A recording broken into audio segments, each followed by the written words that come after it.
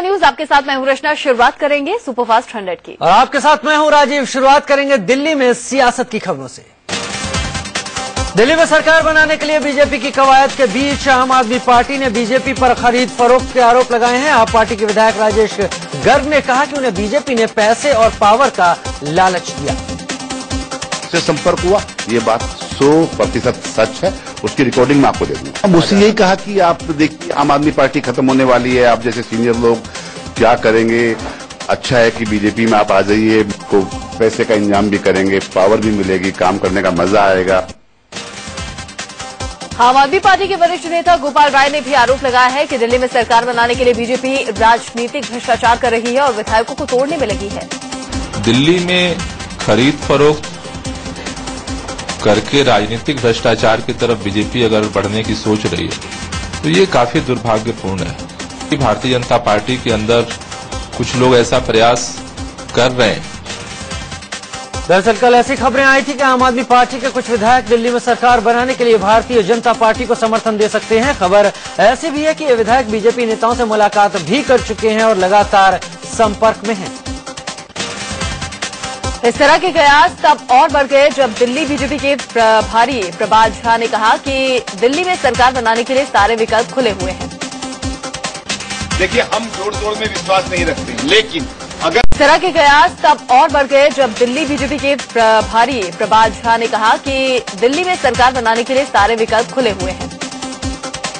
देखिए, हम जोड़ तोड़ में विश्वास नहीं रखते, लेकिन अगर कोई आता तो हमारी पार्टी तो सबका स्वागत करती है। अभी तक इस तरह की बात नहीं आई है। मैंने फिर कहा, यह केंद्रीय नेतृत्व तय करेगा कि हमको सरकार बनाना है या चुनाव में जाना। सरकार बनाने के लिए बीजेपी की कवायद और आम आदमी पार्टी में टूट की खबर के बीच अरविंद केजरीवाल ने आज विधायकों की अहम बैठक बुलाई है। शाम 4 बजे आप पार्टी के सभी विधायक इस बैठक में शामिल होंगे। आम आदमी पार्टी के विधायक दल की बैठक में दिल्ली में मौजूदा सियासी हालात को लेकर चर्चा होगी। बैठक में इस बात की संभावनाएं भी तलाशी जा सकती हैं कि क्या आम आदमी पार्टी सरकार बनाने की पहल करे या नहीं।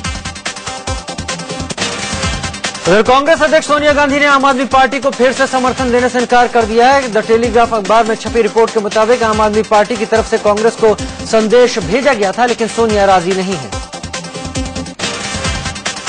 जेडीयू विधायक शोएब इकबाल का कहना है कि बीजेपी को रोकने के लिए आम आदमी पार्टी और कांग्रेस को मिलकर सरकार बनानी चाहिए।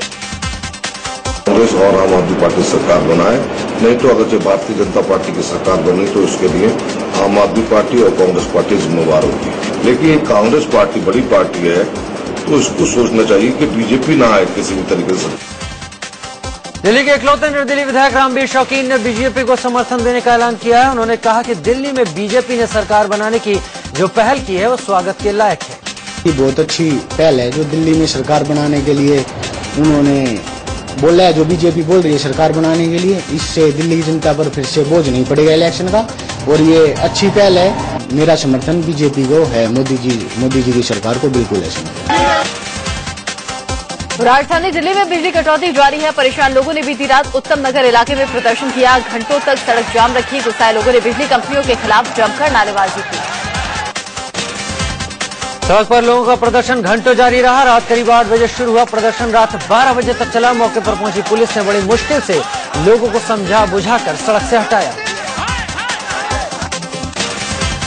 दिल्ली में पिछले कई हफ्तों से कई इलाकों में बिजली की कटौती से लोग परेशान हैं। लोगों का आरोप है कि महज 10 मिनट के लिए बिजली आती है और फिर 2 घंटे तक बत्ती गुल रहती है, जिसके चलते ना तो इन्वर्टर काम कर पाता है और ना ही पानी का मोटर। महंगाई ने मोदी सरकार की चिंता बढ़ा दी है और इसी को लेकर आज मोदी कैबिनेट की अहम बैठक हो रही है, जिसमें महंगाई से निपटने के उपायों पर चर्चा होगी। इससे पहले कल महंगाई के मुद्दे पर वित्त मंत्री अरुण जेटली ने कृषि मंत्री राधा मोहन सिंह और उपभोक्ता मामलों के मंत्री रामविलास पासवान के साथ मंथन किया था। करीब 1 घंटे तक चली इस बैठक में जमाखोरों पर नकेल कसने पर जोर दिया गया। कल की बैठक के बाद वित्त मंत्री अरुण जेटली ने कहा कि 22 चीजों की कीमत पर लगातार नजर रखी जा रही है। 22 कमोडिटीज ऐसी हैं जिस पर सरकार नजर रख रही है। जहां जहां होर्डिंग है और इसलिए उसके होर्डिंग की जा रही है कि लोगों को उम्मीद है कि शायद इस बार मानसून पूरी ना हो, तो उन राज्यों को सलाह दी जाए कि होर्डर्स के खिलाफ जमाखोरी करने वालों के खिलाफ सख्त कार्रवाई करें। बैठक में तय किया गया कि आलू प्याज के एक्सपोर्ट को बढ़ावा नहीं दिया जाएगा। प्याज की बढ़ती कीमतों को देखते हुए तय हुआ है कि दिल्ली में सरकार प्याज की सप्लाई पर नजर रखे। आलू और प्याज के ऊपर मिनिमम एक्सपोर्ट प्राइस, ताकि वो एक्सपोर्ट उसका डिस्करेज किया जाए। प्याज दिल्ली जैसे शहरों में सरकार अपने पब्लिक प्रोक्योरमेंट सिस्टम के माध्यम से उसको दिल्ली लाए और मदर डेयरी बूथ्स और अन्य बूथ्स के माध्यम से इसको डिस्ट्रीब्यूट करें। इस बीच अच्छी खबर यह है कि प्याज की सबसे बड़ी मंडी नासिक में मजदूरों की हड़ताल खत्म हो गई। कल ही शाम में मजदूरों ने हड़ताल वापस ले लिया। हालांकि 2 दिनों की हड़ताल के चलते प्याज की सप्लाई पर असर पड़ा था और भाव चढ़ गए थे। भले ही नासिक मंडी में हड़ताल खत्म हो गई हो, लेकिन प्याज के भाव कम होने में अभी 2-3 दिन लग सकते हैं। इराक के मोसुल में 40 भारतीयों के अगवा किए जाने की आशंका जताई जा रही है। ISIS के आतंकियों पर इन भारतीयों को अगवा किए जाने का शक है। कंस्ट्रक्शन प्रोजेक्ट में काम करने वाले 40 भारतीयों को अगवा किए जाने की खबर से हड़कंप मचा हुआ है। बताया जा रहा है कि कंस्ट्रक्शन के काम में लगे 40 भारतीयों को जब मोसुल से सुरक्षित ठिकाने की तरफ लाया जा रहा था, तभी ISIS के आतंकियों ने इन्हें कब्जे में ले लिया। इन 40 भारतीयों के बारे में अभी तक कुछ पता नहीं चल पाया है। विदेश मंत्रालय ने मोसुल में भारतीयों के अपहरण की अभी भी पुष्टि नहीं की है, लेकिन प्रवक्ता सैयद अकबरुद्दीन ने माना कि इन 40 भारतीयों से संपर्क नहीं हो पा रहा है। Two reports which have been brought to the notice of our embassy that there are 40 Indian nationals in Mosul. Despite our best efforts, at this stage we haven't been able to contact them.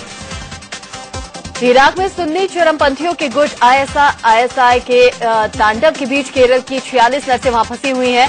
तिक्रिश शहर में कई भारतीय छात्र भी फंसे हुए हैं और बमबारी के बीच उन्हें वहां से निकालना एक बड़ी चुनौती साबित हो रहा है। इराक में फंसे केरल की नर्सों को सुरक्षित वापसी के लिए केरल के मुख्यमंत्री ओमन चांडी ने विदेश मंत्री सुषमा स्वराज से बात की। उधर नर्सों को राजधानी बगदाद तक लाने के लिए अंतर्राष्ट्रीय एजेंसियों की भी मदद ली जा रही है। इराक में भारतीयों के फंसे होने की खबर से पंजाब के कई परिवारों में मातम पसर गया है। अमृतसर के मजीठा के रहने वाले मनजिंदर के परिवार का रो रो कर बुरा हाल है। पंजाब के कई परिवार इराक में जारी हिंसक संघर्ष के बीच फंसे हुए हैं। उनके परिजनों ने गुरुद्वारे में जाकर अपनों की सलामती की दुआ मांगी, पर जन अनहोनी की आशंका को लेकर घबराए हुए हैं।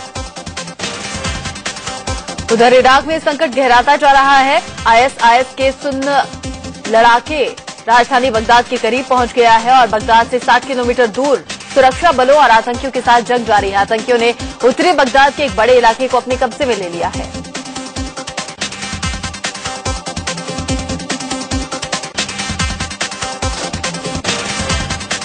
यूपीए सरकार में नियुक्त किए गए कई राज्यपालों की कार्यकाल पूरा होने से पहले ही छुट्टी होने वाली है। सूत्रों से खबर है कि पश्चिम बंगाल के राज्यपाल MK नारायणन आज इस्तीफा दे सकते हैं। केंद्र की तरफ से उनका इस्तीफा मांगा गया है।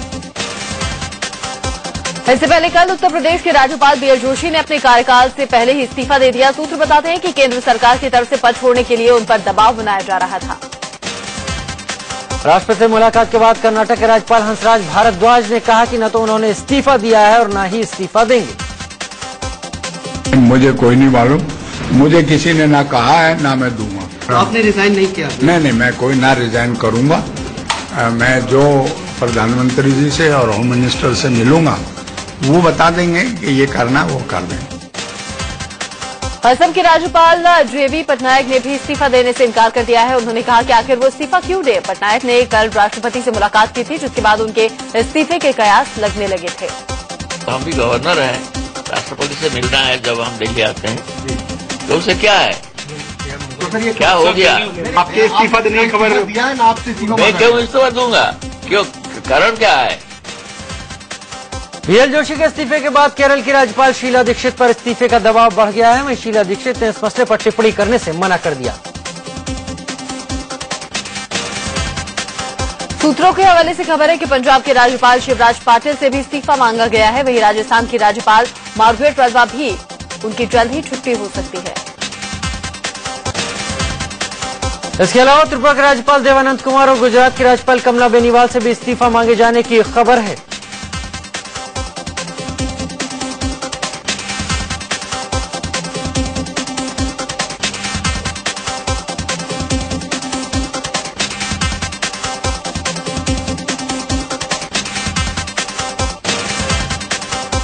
नए राज्यपालों के लिए कवायद भी तेज हो गई है। सूत्रों के हवाले से खबर है कि नए राज्यपालों की रेस में बीजेपी नेता कल्याण सिंह, वीके मल्होत्रा, बलराज टंडन, कैलाश जोशी और केसरीनाथ त्रिपाठी शामिल हैं।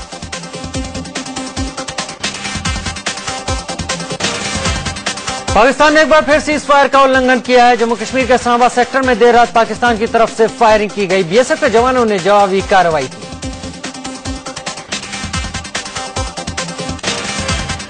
सूत्रों से खबर है कि 7 जुलाई से बजट सत्र शुरू होगा। बताया जा रहा है कि बजट सत्र करीब 1 महीने तक चलेगा। माना जा रहा है कि 6 अगस्त को बजट सत्र का समापन होगा। सूत्रों के मुताबिक 8 जुलाई को रेल बजट पेश होगा। वहीं 9 जुलाई को आर्थिक सर्वेक्षण संसद में रखा जाएगा और 10 जुलाई को आम बजट के पेश होने की संभावना है। बिजली विभाग के अफसर से बदसलूकी के आरोप में झारखंड के हजारीबाग जेल में बंद बीजेपी के वरिष्ठ नेता यशवंत सिन्हा को जमानत मिल गई। पहले बेल बॉन्ड भरने से इनकार करने वाले यशवंत ने 7,000 का मुचलका भरा, जिसके बाद उन्हें जमानत मिली। दरअसल कल हजारीबाग जेल में लालकृष्ण आडवाणी ने यशवंत सिन्हा से मुलाकात की थी और उन्हें जमानत लेने के लिए मनाया था। शिवसेना अध्यक्ष उद्धव ठाकरे ने आज पार्टी सांसदों और विधायकों की बैठक बुलाई है। बैठक में महाराष्ट्र विधानसभा चुनाव को लेकर रणनीति बनाई जाएगी। महाराष्ट्र में इसी साल विधानसभा चुनाव होना है। महाराष्ट्र नवनिर्माण सेना के प्रमुख राज ठाकरे अपने एक पोस्टर से खफा है। उनका पोस्टर कांदीवली में एयर कंडीशन पब्लिक टॉयलेट के बाहर लगा है। बिहार के राज्यसभा उपचुनाव में जेडीयू को समर्थन देने के मसले पर आरजेडी आज फैसला लेगी। पार्टी विधायक दल की आज 3 बजे बैठक है। कल की बैठक में कोई नतीजा नहीं निकला था। चुनाव को लेकर नीतीश कुमार ने लालू से समर्थन मांगा है। यूपी में 41 आईपीएस अधिकारियों के तबादले के बाद अब सरकार ने 15 मंत्रियों के विभाग बदल दिए हैं। यूपी की अखिलेश सरकार ने राकेश बहादुर को प्रमुख सचिव गृह बनाया है। वो दीपक सिंघल की जगह लेंगे। हैरानी की बात यह है कि दीपक सिंघल को महज 13 दिन के अंदर बदल दिया गया। राकेश बहादुर नोएडा प्लॉट आवंटन घोटाले के दौरान चर्चा में आए थे।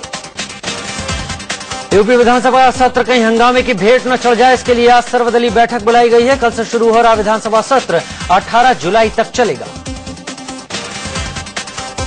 यूपी के सीएम अखिलेश यादव के ड्रीम प्रोजेक्ट चक गंजरिया फार्म पर आज सुप्रीम कोर्ट में सुनवाई होनी है। एक संगठन ने पर्यावरण के नुकसान का हवाला देकर इस प्रोजेक्ट पर रोक लगाने की मांग की है।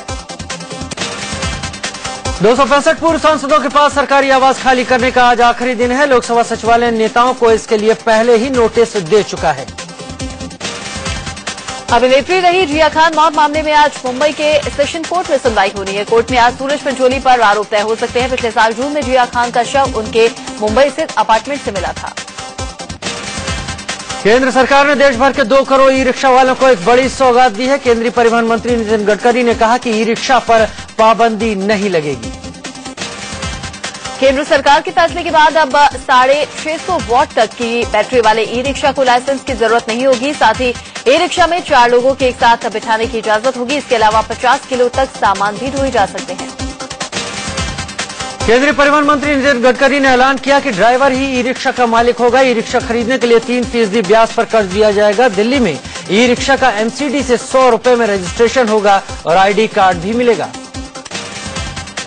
प्रीति वाधिया केस में आज प्रीति के वकील मुंबई पुलिस को बताएंगे कि प्रीति अपना बयान दर्ज करने कब आएंगी। कल पुलिस ने प्रीति के वकील से पूछा था कि वो बताएंगे प्रीति दोबारा बयान दर्ज कराने कब आ रही है।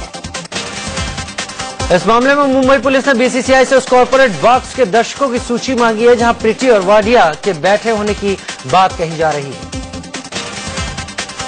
इंदौर में अंडरवर्ल्ड डॉन दाऊद के होटल में भीषण आग लग गई। आग से होटल में रखा लाखों का सामान जलकर खाक हो गया। ये होटल सालों से बंद पड़ा हुआ था। दमकल ने काफी मशक्कत के बाद आग पर काबू पाई। लुधियाना में देर रात कपड़े की फैक्ट्री में भीषण आग लग गई। 3 मंजिला फैक्ट्री में लगी आग को बुझाने के लिए दमकल की दर्जन भर गाड़ियों ने घंटों मशक्कत की। चंडीगढ़ में एक शोरूम की दीवार गिरने से एक ही परिवार के 3 लोगों की मौत हो गई, जबकि 2 बच्चे गंभीर रूप से जख्मी हो गए। यूपी के हाथरस में सड़क हादसे में 3 लोगों की मौत हो गई, जबकि करीब 40 लोग जख्मी हो गए। यूपी के उन्नाव में अजकैन रेलवे स्टेशन के पास ट्रेन से कटकर 2 लोगों की मौत हो गई, जबकि 3 लोग जख्मी हो गए। कर्नाटक के बीजापुर में बोरवेल के अंदर 4 साल की मासूम बच्ची फंस गई है। मौके पर प्रशासन के अधिकारी मौजूद हैं। बच्ची को निकालने की कवायद हो रही है। महाराष्ट्र पुलिस भर्ती के लिए आए एक युवक की मुंबई में मौत हो गई। गहिनाथ नाम के इस युवक की भर्ती दौड़ के दौरान तबियत बिगड़ गई, जिससे फौरन अस्पताल ले जाया गया, जहां उसने दम तोड़ दिया। महाराष्ट्र के अलग अलग हिस्सों में भर्ती परीक्षा के दौरान अब तक 5 युवकों की मौत हो चुकी है। तपती गर्मी के दौड़ के दौरान युवकों की तबीयत खराब हो रही है। मुंबई में क्राइम ब्रांच ने 18 बार गर्ल्स को हिरासत में लिया है। बार गर्ल के अलावा बार मैनेजर समेत 22 लोगों को भी पकड़ा गया है। एक एनजीओ ने क्राइम ब्रांच को खबर दी थी कि जूम बार के अंदर लड़कियों का अश्लील डांस हो रहा है। उधर मुंबई गुजरात नेशनल हाईवे पर 3 दिन पहले मिली लाश की शिनाख्त हो गई है। पुलिस के मुताबिक लाश अभिषेक नाम के लड़के की थी। वसई इलाके में रहने वाले अभिषेक के घरवालों से उसकी गुमशुदगी की रिपोर्ट थाने में दर्ज करवाई गई थी। दिल्ली के सराय रोहिला इलाके में एक शख्स ने अपने ही दामाद की गोली मारकर हत्या कर दी।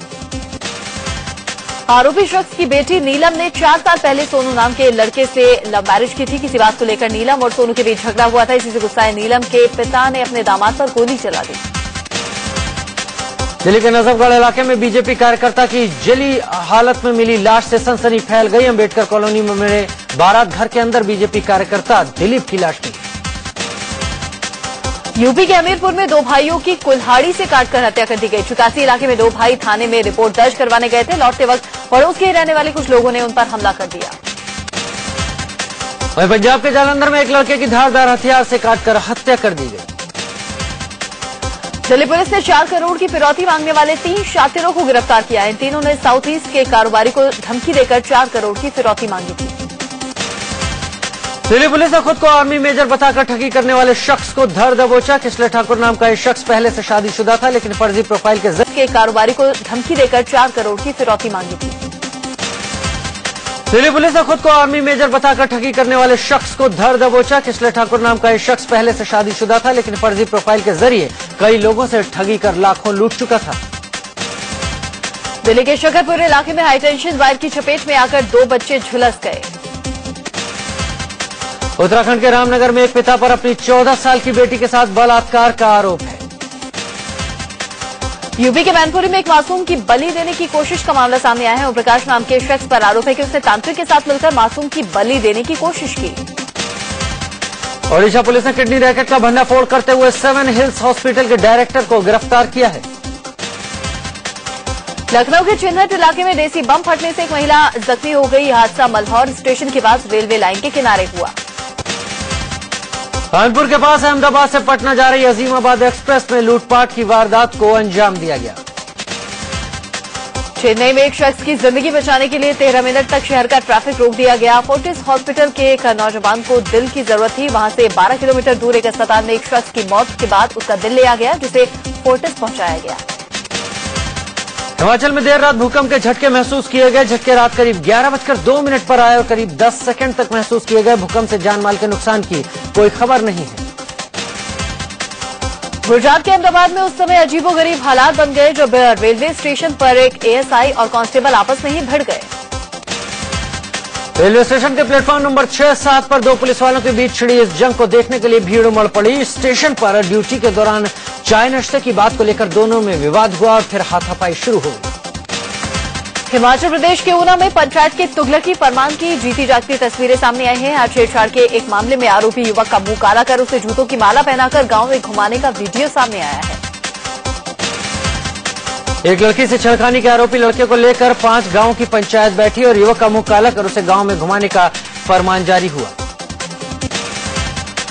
गाजियाबाद तक मेट्रो ट्रेन रूट के विस्तार की कवायद शुरू हो गई है। इसी बाबत दिल्ली मेट्रो रेल कॉर्पोरेशन और गाजियाबाद डेवलपमेंट अथॉरिटी के बीच में करार हुआ है। यूपी के विद्यालयों और महाविद्यालयों में पढ़ने वाली छात्राएं जल्द ही मार्शल आर्ट सीखती नजर आएंगी। मुख्यमंत्री अखिलेश यादव ने छात्राओं को मार्शल आर्ट का प्रशिक्षण दिलाने की व्यवस्था के निर्देश दिए। डॉक्टर होमी जहांगीर भाभा के मकान की आज सार्वजनिक नीलामी होगी। भाभा को देश के परमाणु कार्यक्रम का जनक कहा जाता है। उनका घर मुंबई के टोनी मालाबार हिल में स्थित है।